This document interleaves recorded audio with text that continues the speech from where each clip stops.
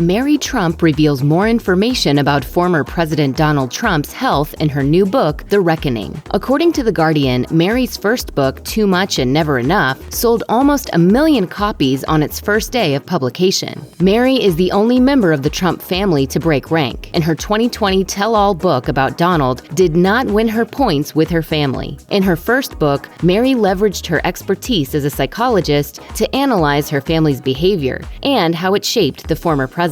According to The Guardian, in Mary's new book, The Reckoning, she reportedly claims that her Uncle Donald is the symptom of a disease that has existed in the body politic from this country's inception, but that has now metastasized. The website for The Reckoning says that America is suffering from PTSD. A new leader alone cannot fix us. If Mary's new book is anything like Too Much and Never Enough, it will likely be a bestseller. According to The Guardian, Mary Trump claimed Donald Trump was afraid when he returned to the White House after being hospitalized for his severe coronavirus infection. In October 2020, Donald left Walter Reed Hospital after 3 days of treatment, dramatically returning to the White House. Mary said, "Doing his best Mussolini imitation, he took off his mask in a macho display of invulnerability. He clenched his teeth and jutted out his jaw, just as my grandmother did when she was biting back anger or clamping down on her pain. In Donald, I saw the latter." The Guardian reported that in The Reckoning, Mary analyzes her uncle and our country from a psychologist's point of view.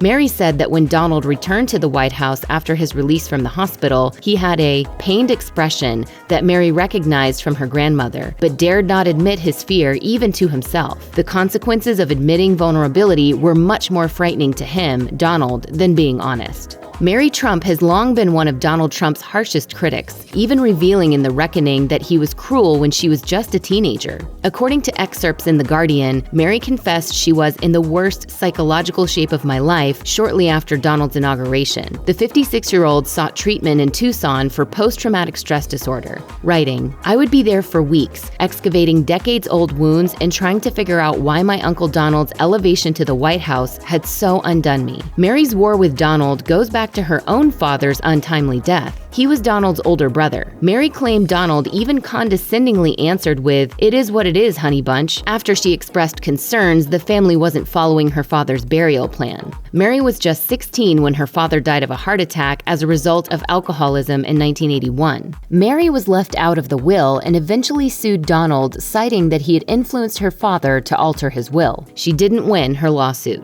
Mary wrote in her first book that Donald often tortured his younger brother Robert and was never punished for his selfishness, obstinacy, or cruelty. He also didn't respect his older brother and her father, Freddie, having observed tense interactions between him and Fred Sr. "Donald is worth 10 of you," Fred Sr. allegedly shouted at Freddie after quitting the family business. Donald's lack of empathy was particularly evident when he chose to go to the cinema over accompanying Freddie to the hospital the night he died. Mary said, "His personality served his father's purpose.